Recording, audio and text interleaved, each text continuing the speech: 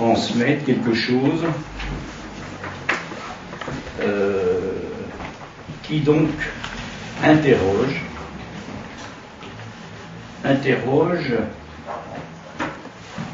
la dimension de l'image. C'est venu comme ça dans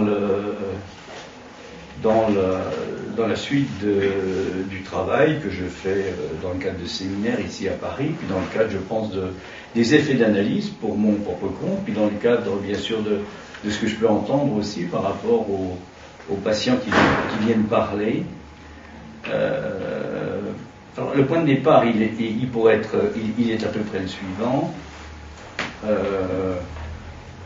Si l'on veut avancer un peu dans notre modernité concernant ce que l'on pourra appeler la dimension de l'audio et du visuel, la question, évidemment, c'est pas de commencer à critiquer ce qui se passe, parce qu'on n'avance plus, c'est fini, on a tout compris.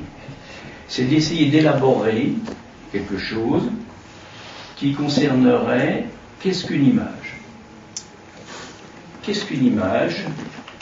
Et il y a déjà quelque temps, je n'avais sans doute parlé l'an dernier à Besançon, où avait lieu le séminaire jusqu'à présent. C'est une question qui m'est revenue comme ça à partir de Jean-Luc Godard. Vous savez qu'il a réalisé, notamment en créant des images particulières, quelque chose qu'il a mis du temps à réaliser, qui s'appelle Histoire du cinéma. Et il pose en fait la question du rapport de notre siècle avec l'image. Notre siècle, c'est-à-dire le siècle, on pourrait dire le siècle qui vient de passer, puisque le cinéma apparaît quasiment en même temps que la psychanalyse. La première séance de cinéma a lieu à Paris en 1895, et la psychanalyse démarre à peu près au même moment à Vienne. Donc c'est une première question. Quels sont les rapports qui peuvent exister par rapport à ça ? C'est une question importante. Il ne faut surtout pas y répondre rapidement. Mais enfin, ça pose toutes sortes de questions. En même temps, à titre comme ça, un peu d'anecdote, mais pas tant que ça, c'est aussi le moment où apparaissent, où se développent sur le plan, on va dire, de l'urbanisme, les transports en commun. Autrement dit, c'est le moment où les gens commencent à se déplacer relativement facilement. Donc dans tout ça, il y a vraiment une question effectivement, une question du mouvement. Et ce qui importe donc maintenant, je le suppose, c'est d'essayer d'élaborer quelque chose qui serait la façon dont il est possible de supposer ce qu'est une image. Hein, sans partir non plus sur des références, je dirais, rapides de langue, de langue grecque notamment.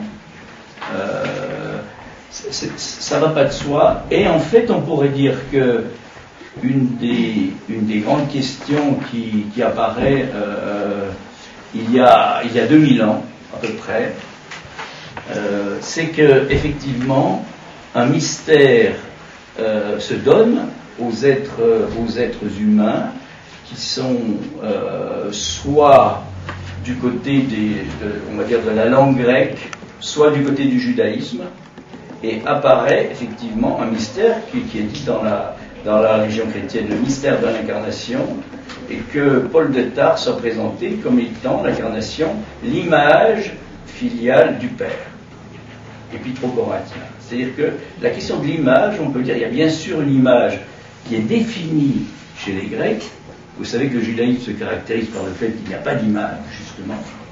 Et donc, à un moment, on va dire historiquement, mais ça ne suffit pas de dire historiquement, la rencontre de ces deux cultures, qui va donner entre autres le christianisme, et notamment celui qui va permettre que le christianisme se développe, et Paul de Tarse, qui est un citoyen romain, qui a une culture grecque et qui est de religion juive. Donc il est tout à fait bien placé, lui, il est vraiment dans l'articulation de cette rencontre. C'est lui qui va notamment nommer cette dimension de l'image filiale du Père, le Fils, est l'image filiale du Père, et en même temps, Saint Jean, donc, commence son évangile par « au commencement était le Verbe ». Et vous voyez qu'il y a quelque chose, alors bien sûr que en grec c'est pas verbum, c'est logos, c'est assez compliqué, mais vous voyez que d'emblée, bien avant notre développement scientifique, s'est posée la question de l'image. Et il nous appartient, enfin moi c'est du moins comme ça que je rentre dans le questionnement, à partir de mes propres références, qui sont les références du christianisme et du catholicisme, pas du tout pour soutenir ni à fonder le christianisme, c'est pas du tout ça la perspective, c'est plutôt de se demander, et c'est une supposition qui est tout à fait valable, si nous ne sommes pas toujours dans les effets de cette apparition de l'image il y a 2000 ans. Alors vous voyez que c'est très compliqué, parce qu'évidemment on a l'impression d'être dans une période de laïcité, comme on dit, la revendication de la laïcité, et c'est pas du tout évident. C'est pas du tout évident, sauf si on oppose la laïcité à une pratique religieuse. Or la laïcité, c'est pas ça du tout, ça vient d'un mot grec, le laion, qui correspond à une certaine catégorie de citoyens grecs, le laion, qui s'oppose au démos. Donc vous voyez, c'est pas du tout la démocratie, on confond démocratie et laïcité, alors que chez les Grecs, c'est des choses qui étaient bien définies. Bon, on pourra reprendre ça une autre fois. Donc, et là, il y a donc ça, parce que comme je le disais tout à l'heure, et puis il y a, qu'est-ce qu'on entend quand on écoute quelqu'un? Pour autant que cette chair, cette incarnation, cette chair du discours, est quelque chose qui pose la question de la vie. Alors nous connaissons la question de la vie, nous l'avons vu apprise durant nos études, que ce soit des études quelles qu'elles soient, mais notamment les études de médecine, quelque chose de très particulier, est défini comme étant la vie. Mais on sait bien que c'est une définition qui correspond au fonctionnement des organes. Ce qui est important, c'est le silence des organes. C'est une grande chose qui apparaît dans le développement de la pathologie de la médecine. Mais ça ne dit pas ce qu'est la vie. Autrement dit, la supposition que je voudrais soutenir, notamment cette année, plus particulièrement, c'est quel est le rapport entre la vie et l'image. Ce que j'ai appelé vie de l'image, image de la vie, c'est-à-dire comment peuvent danser ensemble ces deux termes, comment ce duo peut fonctionner de telle façon que quelque chose puisse être transmis. Et l'hypothèse, donc, que je soutiendrai, c'est que c'est ça qui se joue dans une analyse. Dans une analyse, ce qui est au cœur du transfert, bien sûr, on pense que c'est de comprendre, ce qui n'est pas faux. On pense que c'est de retrouver des souvenirs, ce qui n'est pas faux. Mais quelque chose d'énigmatique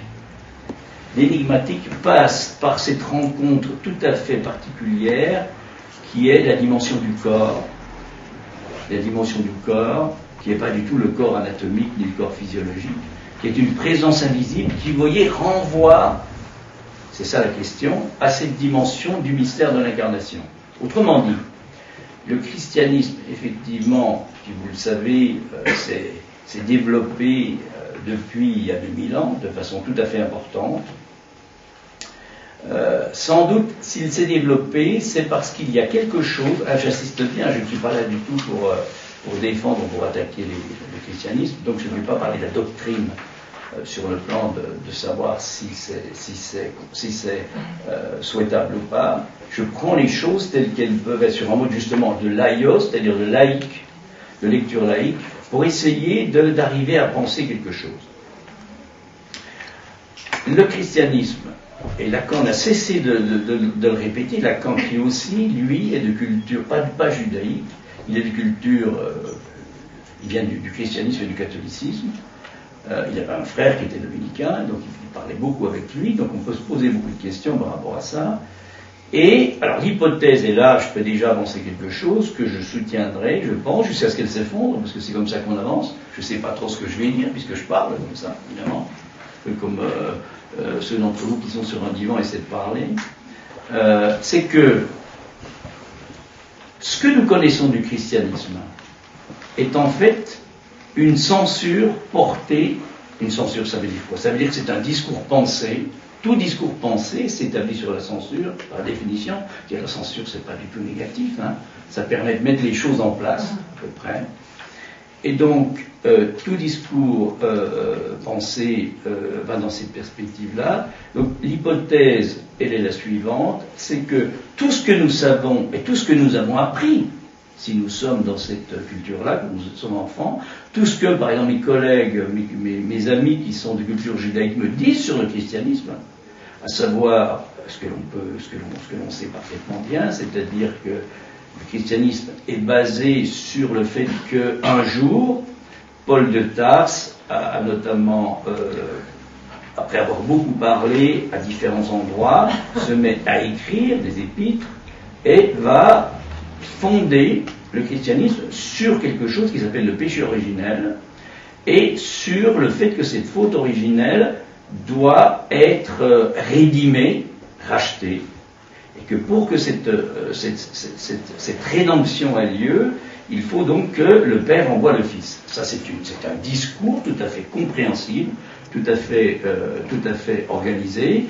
À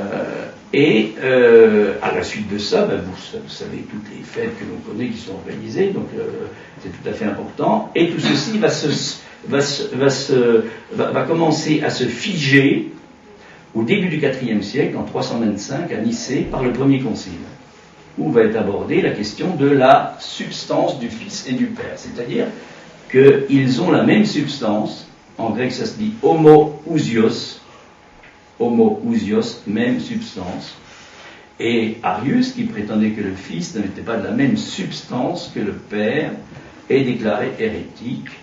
C'est pas évident du tout, parce qu'à ce moment-là, il y a des communautés qui sont, c'est le début du christianisme, il y a des communautés, il y a par exemple Byzance, il y a Jérusalem, il y a Antioche, et on pouvait tout à fait être excommunié d'une communauté et être accueilli par une autre communauté. C'est-à-dire qu'il y avait une certaine tolérance. Jusqu'à ce que toutes les choses au IVe siècle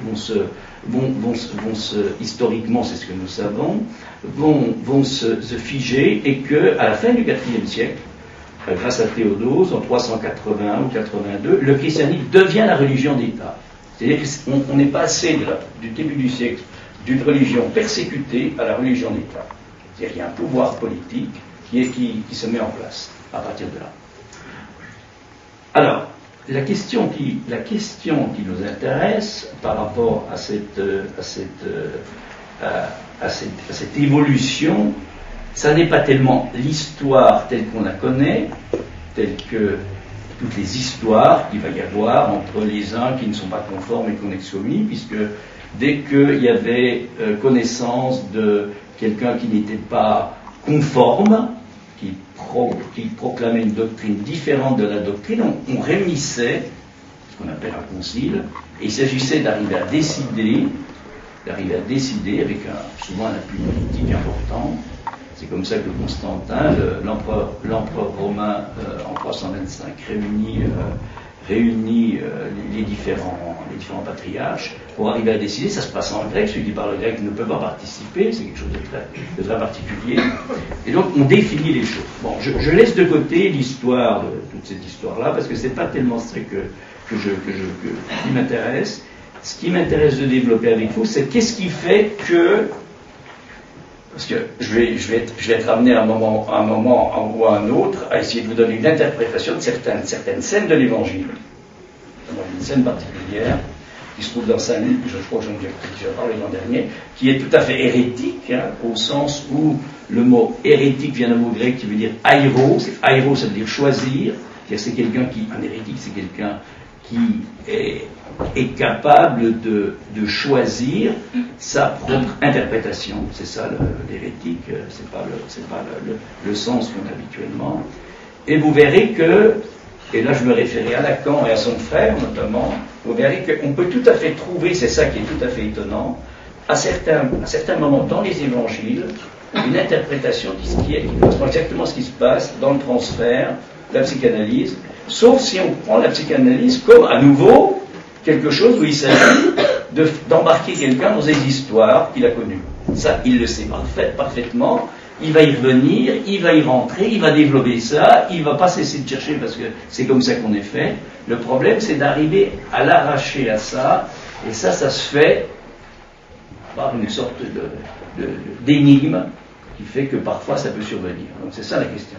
C'est d'arriver à arracher à la répétition infernale, qu'on appelle le déterminisme psychique inconscient, et qui, Freud va dire ça à la fin de sa vie, ce en quoi il rejoint Saint-Paul, et qui correspond en gros à l'existence du déterminisme. C'est quoi? C'est l'existence de la faute originelle. Autrement dit, cette question, vous voyez, de la culpabilité, vous connaissez tous ça, et de la faute, est tout à fait importante. Et le fait que le christianisme est pris tout à fait au sérieux dès le départ, notamment par Saint Paul, enfin par Paul de Tarse, fait que ça a produit des effets tout à fait importants.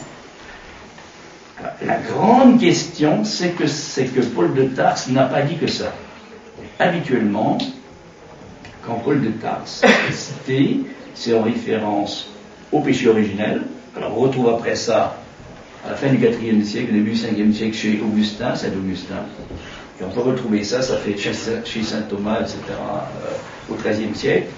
Mais il y a aussi autre chose. Or, vous savez que ce qui est important dans le transfert, c'est justement pas ce qu'on sait déjà, c'est ce qu'on ne sait pas qu'on sait. Donc c'est la question de l'autre chose.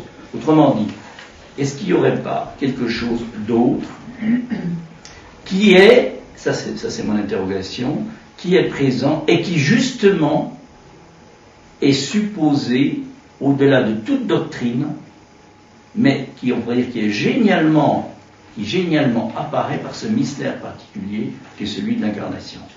Et c'est tout à fait d'actualité, puisque vous savez que la question du corps actuellement est tellement d'actualité que je ne parle pas des idoles dont on a besoin, nous sommes tous des idolâtres, évidemment. Et ceux qui donnent à voir les idoles savent très bien qu'il y a chez tout humain une part d'idolâtrie. Donc la question, c'est pas de dire qu'il ne faut pas être idolâtre, on y est. Le problème, c'est de ne pas être qu'idolâtre, c'est d'être à la fois idolâtre et pas que ça. C'est-à-dire qu'au niveau de ce qu'on nous donne à voir dans le visuel, il y a autre chose que le visuel. Et pour avancer dans cette perspective-là, je dirais que 8 siècles après, vous voyez l'importance du temps, ça ne va pas de soi du tout, 8 siècles après l'apparition de ce mystère qu'est l'incarnation, c'est-à-dire ce que l'on appelle, nous, dans la Jésus fait homme. Mais Jésus fait homme, ça renvoie plus, quand c'est dit comme ça, au fait que c'est cette morphée grecque, c'est-à-dire que Jésus qui prend l'apparence humaine, ça n'est pas faux, mais on nous a transmis essentiellement ça. C'est pas ça qui m'intéresse, c'est le discours tel qu'il est dit par cette dimension de ce mystère qu'est l'incarnation, et que Paul, d'emblée, va proposer comme étant non pas un mystère, mais une énigme. Alors, un mystère, vous savez, on n'a rien à dire, on n'a plus qu'à la boucler, on attend qu'on nous révèle quelque chose. Une énigme, c'est là-dessus qu'est basée la psychanalyse. Vous voyez que c'est apparemment un seul mot, et ça c'est dans Saint Paul, et je ne l'ai jamais entendu dire comme tel, ce qui montre à quel point, comment quand on lit quelqu'un, évidemment on y trouve ce qui nous convient ou ce qui ne nous convient pas, mais on ne peut pas y trouver facilement autre chose. Alors, 8 siècles après cette apparition, qui, j'insiste, ça c'est mon hypothèse, je déploie une hypothèse, je ne déploie pas une doctrine. Mais cette hypothèse, je la fais fonctionner à partir de ce qu'on peut entendre dans le discours de quelqu'un qui parle, actuellement sur un divan. C'est-à-dire que je suis complètement en dehors de toute référence scientifique là. Et pourtant, je suis au cœur de ce sur quoi vient buter tout questionnement scientifique, qui est le fait qu'il y a autre chose que ce que l'on voit. Vous savez que la définition de l'apparition de la science se base sur ce qu'on appelle l'observation. C'est ceux qui ont fait médecine parmi vous savent très bien ce que c'est qu'une observation, notamment, puisque l'observation clinique, c'est capital, c'est ce qui définit, il s'agit de trouver, médecine ou d'autres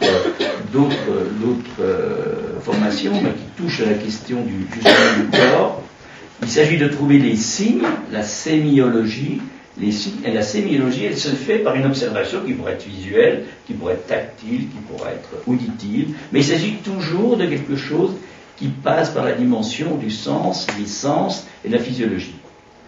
Alors, il ne suffit pas de dire qu'il y a autre chose que ça, et que ça c'est la dimension du sujet, ou que c'est la dimension du sujet.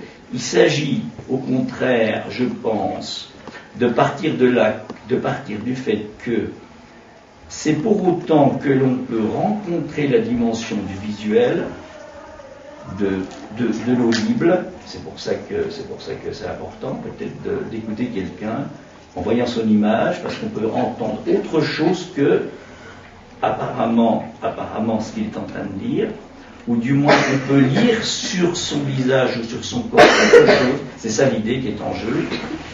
Et il y a une certaine approche de cette question-là dans le transfert, notamment dans le fait de ne pas être en face à face. C'est-à-dire que c'est aussi pour ça, c'est une supposition, c'est pas par hasard. Et donc, je reviens, 8 siècles après ce dogme, la question, enfin 8 siècles, oui, c'est à 8 siècles après, la question apparaît à Byzance.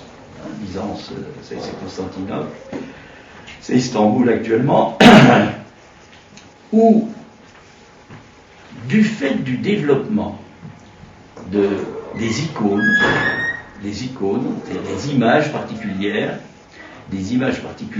de la Vierge, du Christ et des saints, va apparaître un conflit entre deux positions différentes. Ceux qui vont considérer que, alors ça apparaît notamment en 740, et le conflit apparaît du fait que un empereur byzantin,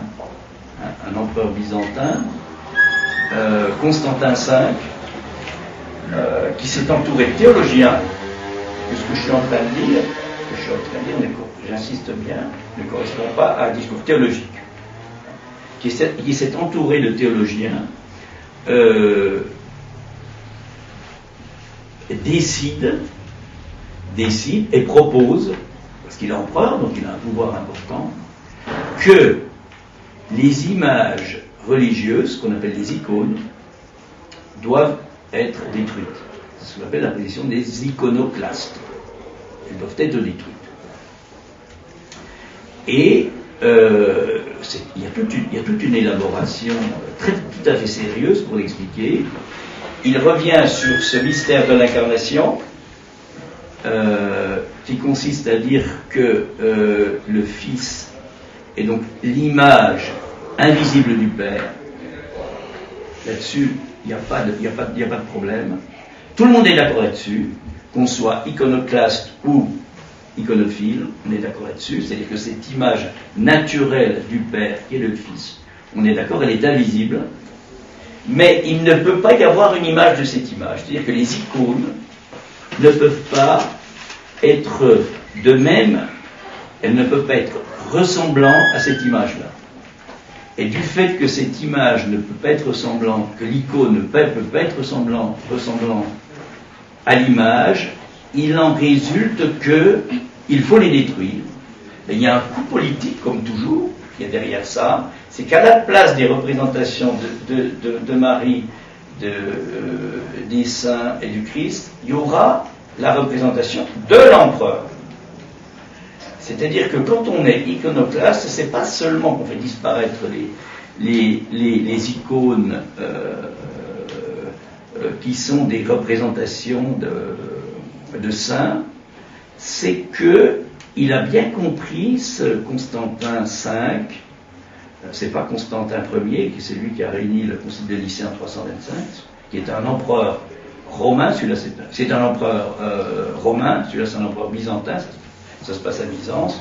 Il a bien compris le pouvoir des images et le fait que si on véhicule des images avec des effigies, notamment la sienne, eh bien ça va faire connaître beaucoup, ça va le faire connaître beaucoup et assurer son pouvoir.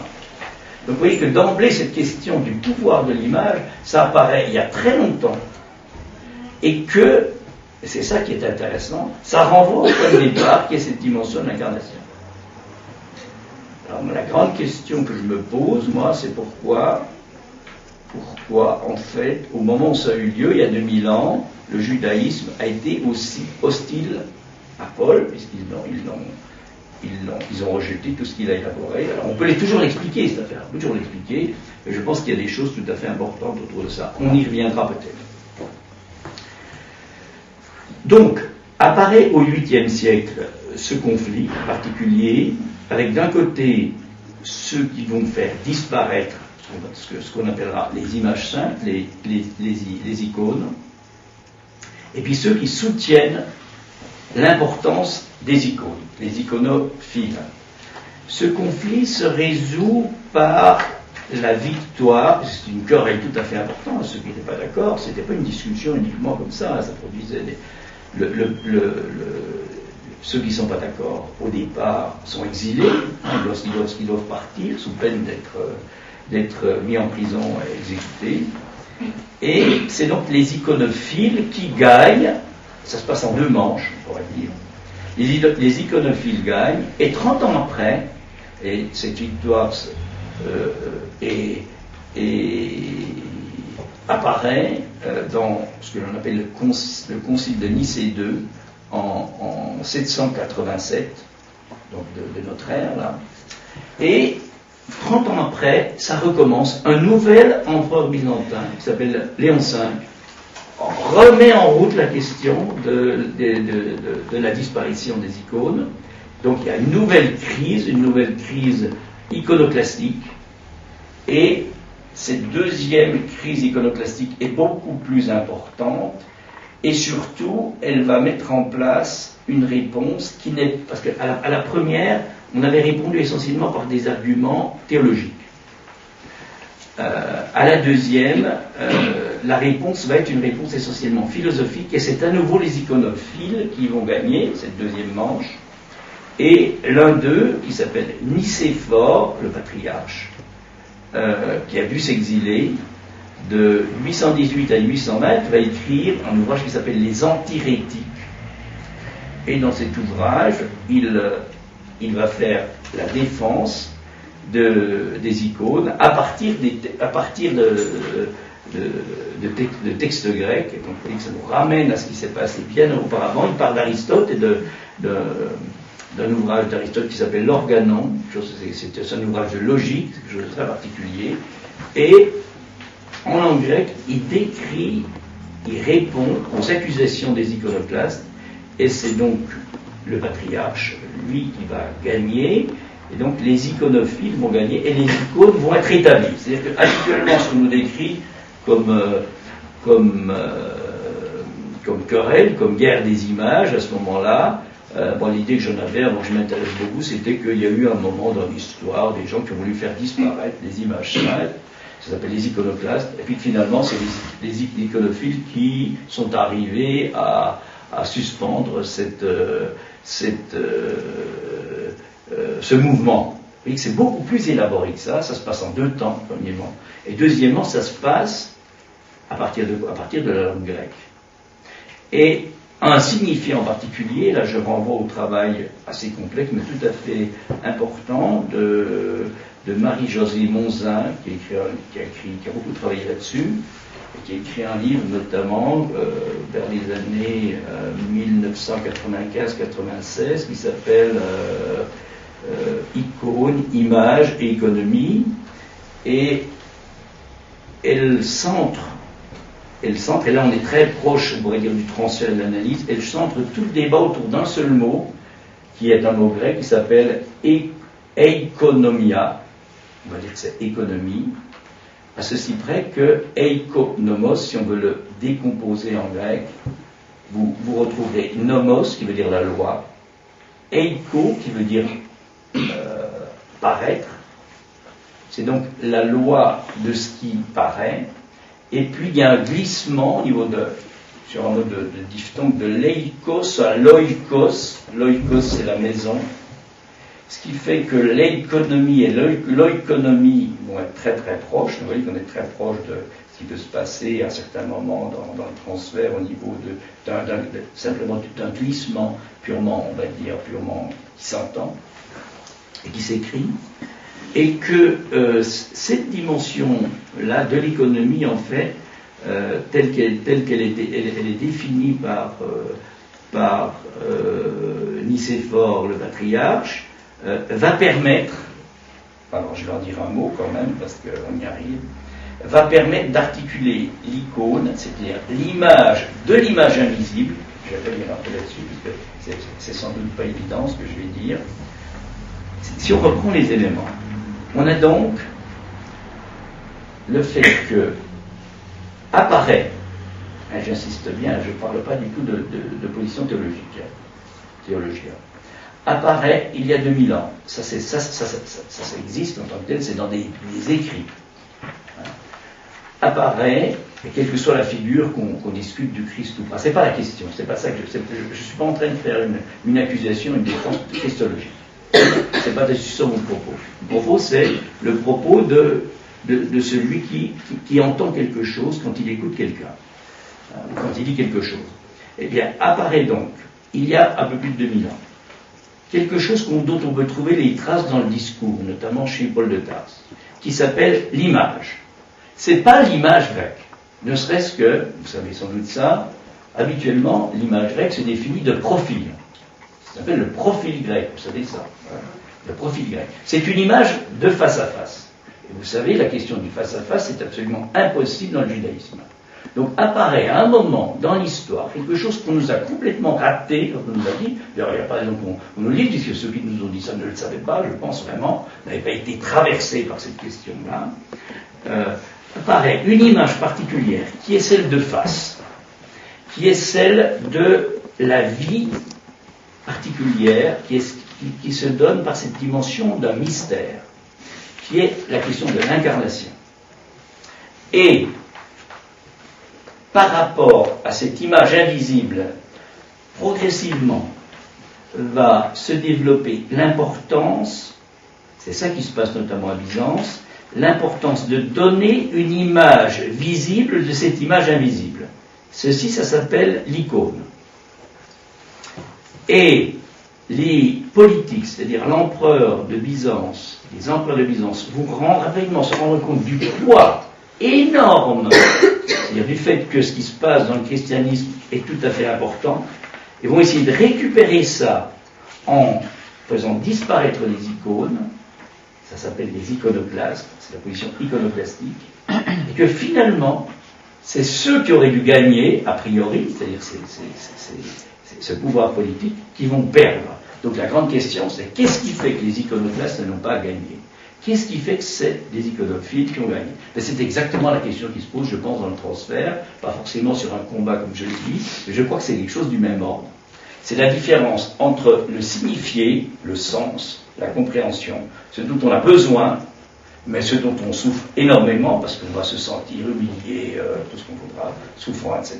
Ça, c'est du sens. Hein. Tout ce qui est de l'ordre de la pression, qui est la dépression, ou de l'angoisse. Et puis, autre chose, qui n'est pas la dimension du mot, mais qui est la question du son, et qui nous ramène à la musique et au chant, enfin, plus exactement à la voix, et le fait que on peut trouver d'emblée, et là je convoque Lacan, ce que Lacan définit comme étant le stade du miroir, c'est l'incarnation. À condition de ne pas prendre ça sur une dimension théologique. Parce que dès qu'on prend ça, on n'est plus objectif. Qu'est-ce que ça veut dire? Ça veut dire que, si vous prenez les textes, vous allez trouver ça, vous allez trouver la voix qui annonce, c'est Jean-Baptiste, qui annonce cette image qui va arriver. Et cette voix, C'est comme ça que se définit le stade du miroir. Le stade du miroir, c'est une image à laquelle on s'identifie, pour autant qu'elle est portée par la voix de l'autre. Ça, si c'est pas une incarnation, on n'a pas compris. C'est tout ça pour montrer l'importance de ce qui se passe à ce moment très précis, il y a 2000 ans, et qu'on est toujours dans les effets de ça. Le problème, c'est qu'actuellement, on croit s'en affranchir en glissant du côté de l'idole. On définit ce que c'est qu'une idole. On a donc à définir ce que c'est qu'une image, ce que c'est qu'une icône et ce que c'est qu'une idole. Et à partir de là, on arrivera peut-être un peu à se repérer dans le fait qu'il y a un au-delà du visuel. C'est que quand vous regardez une icône, ce qui peut vous apparaître l'important, comme quand vous regardez un tableau, c'est pas ce que vous voyez. Parce que toute la question du visuel, c'est comme le stade du miroir, c'est l'aliénation. Et pourtant, il peut arriver parfois un jour, que regardant tel tableau, ou regardant telle icône, vous soyez regardé par quelque chose qui vient du tableau. Ça, c'est ce qu'on appelle la dimension de l'objet regard en psychanalyse, c'est ce que Lacan va définir comme étant le regard. Alors, vous voyez que dans l'icône elle-même, il y a la question du regard. Donc il faut opposer la vue de l'icône au regard qui nous revient de l'autre. Et c'est ça qui se passe, et c'est ça qui peut se passer dans le transfert à un moment ou à un autre. Alors, ceci est important. Pourquoi ? C'est important parce que chacun d'entre nous le sait, pour le savoir de lui-même ou de personnes qui peuvent entendre, que nous sommes effectivement dans un monde où ce qui est en souffrance, c'est l'incarnation. Je m'explique. Tout ce qu'on peut voir, et on adore ça, quitte à en crever, d'une certaine manière, quitte à y laisser sa peau. On adore certaines formes particulières, c'est promu, et vous pouvez retrouver là-dedans toute la pathologie, aboulie, anorexie, tous les arts quelconques, poly, tout ce que vous voudrez. De toute façon, il s'agit de cette dimension de l'image, c'est-à-dire que dès qu'il s'agit du corps, c'est passé dans les concepts psychanalytiques, on parle d'image de corps, d'image du corps. Dès qu'il s'agit du corps, si on n'est pas complètement halluciné par la représentation du corps tel que nous la transmet, je dirais, la médecine, puis après avec la médecine des magazines, c'est-à-dire tout ce qu'on peut voir, dès qu'on touche à la question du corps, on touche à la question d'une image invisible qui a été mystérieusement, qui est apparue, on pourrait dire mystérieusement, comme énoncée il y a 2000 ans. Bien sûr qu'elle existait avant, c'est pas le problème, elle est apparue dans l'histoire à un certain moment, et l'hypothèse que je formule, ma grande question à moi, c'est qu'est-ce qui fait que, 3 siècles plus tard, lorsque le christianisme se développe, cette dimension de l'image est laissée de côté, ou du moins récupérée autrement, par la dimension de la venue de Jésus, etc., pour effacer la tâche originelle, etc., de telle façon que tout ça va se figer dans une théologisation particulière, une théorisation particulière, et qui fait qu'on va oublier l'énigme de l'image. Parce que si vous prenez en compte l'énigme, il n'y a plus de dogme. Par définition. Il ne peut pas y avoir le dogme et l'énigme, c'est pas possible. Donc vous voyez, on touche par ce biais-là à des choses tout à fait importantes, dans lesquelles on est plus ou moins pris, qu'on le sache ou non, et qui, bien sûr, dans les discours, je dirais, actuels, habituels, ne sont pas du tout pris en compte, parce que, effectivement, on peut dire que tous ceux qui nous parlent habituellement sont d'une telle inconséquence intellectuelle, ils sont incapables de rien penser du tout, parce que si vous écoutez les philosophes bien connus qui passent sur la télévision parler de ce que c'est que le visuel, vous allez rapidement comprendre qu'en 2 minutes, vous avez tout compris ce qu'ils savent. Ils savent vraiment ce que c'est qu'une image, alors que je rêvais qu'ils m'expliquent ce que c'est qu'une image. Moi, je ne sais toujours pas Je sais que ce qui est important au niveau d'une image, c'est l'invisibilité, et non pas du tout ce qu'on voit. Ce qu'on voit, c'est pas une image, c'est le visuel de l'image, c'est pas une image, c'est pas ça l'image. Et puis, ils vous refont le monde en 2, 3 mouvements en vous disant qu'il ne faut pas regarder la télé parce que c'est pas du tout le problème. Le problème, c'est pas de regarder ou pas la télé. C'est simplement que quand un enfant regarde la télé, il faudrait peut-être qu'il puisse parler avec quelqu'un. Voilà le problème. S'il est seul devant cette espèce d'idolâtrie, et puis surtout s'il sent que ses parents refusent toute position idolâtrique, il va encore bien plus y plonger. Bon. Ou alors, les suivre par obéissance. Enfin, ça ne change pas grand-chose. Donc la grande énigme, je pense, pour un peu avancer, la grande énigme, et je vais vous dire comment elle apparaît, parce qu'on trouve ça dans les textes, on n'a pas beaucoup avancé, on sait beaucoup de choses maintenant, on fait des téléphones, on fait toutes sortes de choses. Voilà ce que dit Augustin, je vous ramène au texte, par rapport à la façon dont, dans la première épître aux Corinthiens, Paul pose la question de l'image. Il dit ceci: nous voyons maintenant à travers un miroir. Videamus nunc perspiculum. En énigme. Avant, on ne pouvait pas se voir à travers un miroir. Dans le judaïsme, c'est absolument impossible, c'est interdit. Mais alors, nous verrons face à face. C'est ça le nouveau. C'est-à-dire que ce qu'introduit cette dimension de l'incarnation, c'est ça. Par le biais de cette image, il faut sortir l'incarnation uniquement du corps et de la chair tel qu'on peut l'imaginer. Et pourtant, il y a ça. C'est le fait qu'apparaît à un moment cette dimension de l'image, mais nous voyons, comme le dit Paul, c'est génial, c'est la théorie de l'accord, nous le voyons en énigme.